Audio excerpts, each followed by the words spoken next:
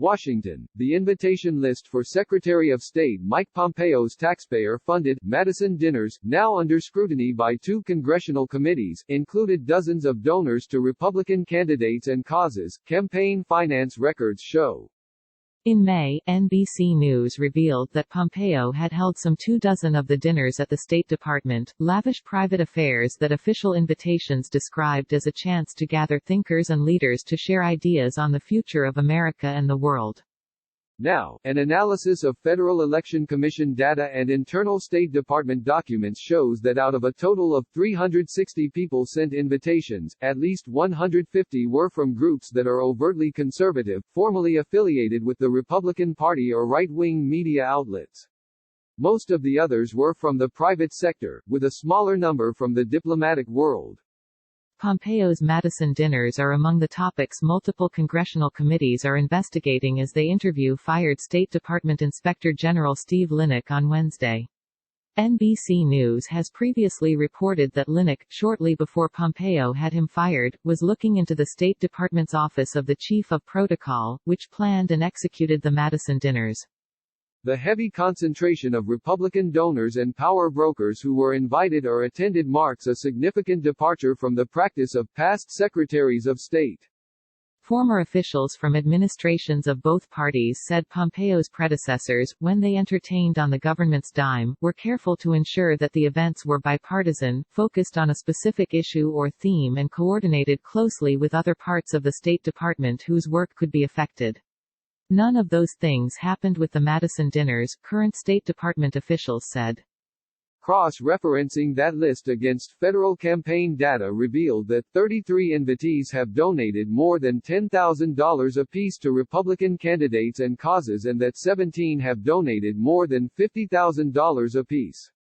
11 donated to Pompeo's campaigns when he served as a member of Congress from Kansas, including Adam Barron, chairman and president of Kansas-based Borexco, who contributed money to Pompeo, as well as more than $225,000 to President Donald Trump's campaign committees.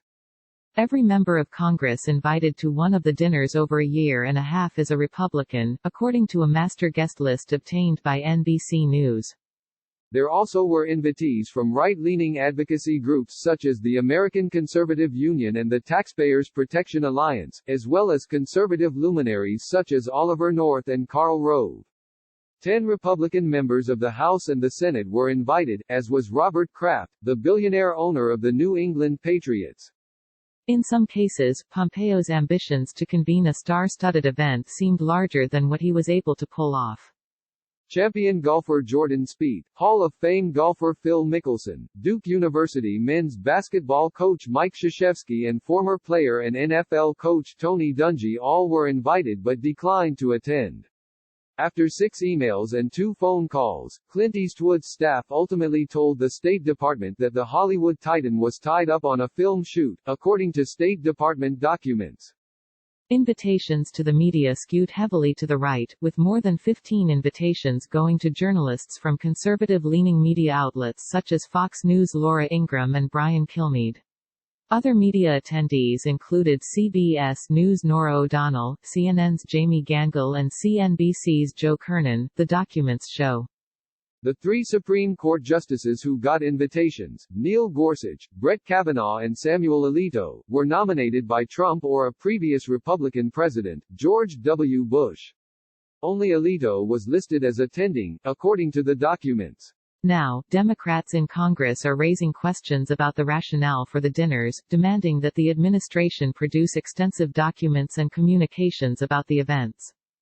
The State Department has defended the dinners as entirely appropriate and in keeping with American diplomatic tradition.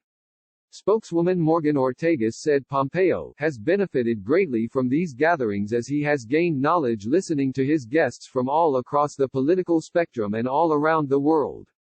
In a separate statement, a State Department spokesperson said, NBC News has found that more than half of the dinner guests were not affiliated with the Republican Party, thus confirming the bipartisan nature of these dinners.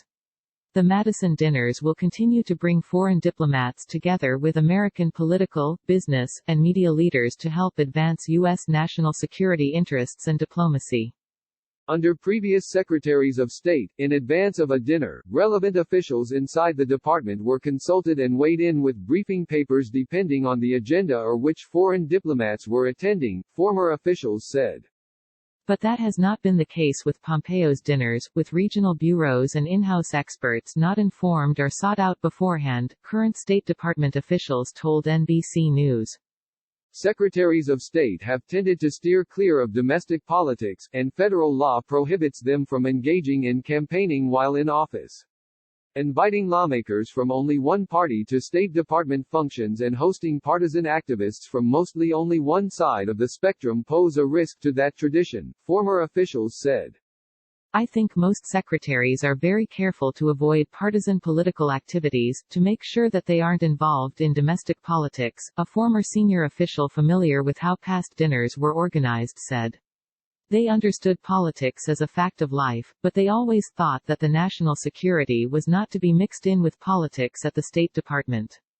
The test for any State Department event held at taxpayers' expense is whether it bolsters U.S. foreign policy. If the motive is to advance U.S. national interests, it's okay. If the motive is to advance personal interest, it's not okay, the former official said. Pompeo is seen in Republican circles as a potential presidential candidate in 2024. To his critics, the taxpayer-funded dinners give Pompeo access to influential and wealthy figures in the political and corporate realms who would be useful for any future run for office. To others, the dinners are merely standard Washington fare. David Ignatius, a Washington Post columnist and MSNBC contributor who attended one of the dinners, defended the events in a column. Ignatius noted he has harshly criticized Pompeo over his handling of the Ukraine-related impeachment inquiry and other issues, but he said the dinner he attended was a constructive, harmless gathering. Our democracy faces some severe threats under President Trump. But social events at the State Department with the Secretary and his wife are not among them, he wrote. The Kansas City Star disagreed, writing in an editorial that Mike Pompeo's gaudy, taxpayer-funded dinners should make him damaged goods in Kansas. The Leavenworth, Kansas, Times called it, not a good look. The dinners are named after James Madison, America's fourth president and fifth Secretary of State, and are held in an opulent reception room named after Madison and decorated to evoke early 19th-century America. In a letter to Pompeo in late May, the chairs of the House Oversight and Reform Committee and the House Foreign Affairs Committee raised questions about the use of the diplomatic reception rooms for the dinners. Under federal regulations, the rooms are not to be used for events that have a partisan, political, sectarian, or similar nature, or a personal nature, such as private parties or other social events which are not affiliated with, or in support of, official U.S. government business, the lawmakers wrote. For the dinners, Pompeo and his wife, Susan, sought out a who's who of the top corporate leaders in America, including the CEOs of IBM, JetBlue, oil giant ConocoPhillips and Google subsidiary Jigsaw, who were all invited, according to State Department records. The CEOs of Walmart, consulting firm Booz Allen Hamilton and Snap Inc., which owns Snapchat, all were invited to one or more dinners but ultimately did not attend, people familiar with their invitations confirmed. At least 15 of the people who were invited lead companies that have received government contracts over the past 3 years. The companies included heavyweights such as General Electric, General Dynamics, Raytheon and Lockheed Martin. Raytheon, in particular, has benefited from Trump's push for arms sales to Saudi Arabia. Dinner invitations also went to several high-profile guests from the worlds of sports and entertainment, including Eastwood, who is listed in the State Department document as having regretted due to filming. Top-ranked U.S. tennis star John Isner said he was unable to attend because of a busy calendar. I declined because of scheduling and was honored by the invite and hope to be invited again.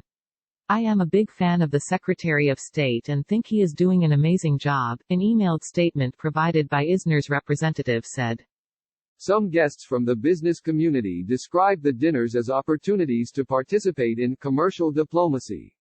CIA Director Gina Haspel said through a spokesperson that the event she attended was an excellent opportunity to hear perspectives from a diverse group of people on current foreign policy. Some prominent Republicans were not invited, however. Senate Majority Leader Mitch McConnell, R.K., and his wife, Transportation Secretary Elaine Chao, did not make the cut, nor did the Republican chair of the Senate Foreign Relations Committee, James Risch of Idaho. Also missing were any other members of the Senate Republican leadership. Before Democrats in Congress started asking questions about the Madison Dinners, Pompeo's use of taxpayer-funded resources was the subject of an inquiry by Linick, the Inspector General, whom Trump fired in May. Among other things, Linick was looking into allegations that the secretary enlisted a political appointee to carry out personal errands for him, like picking up dry cleaning, NBC News previously reported.